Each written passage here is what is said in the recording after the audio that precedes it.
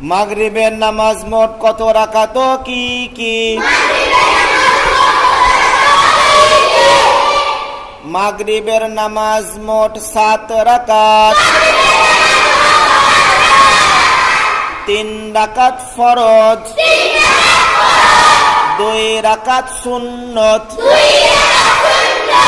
2 রাকাত নফল। মাগরিবের নামাজ মোট কত রাকাত কি কি? মাগরিবের নামাজ মোট 7 রাকাত। 3 রাকাত ফরজ,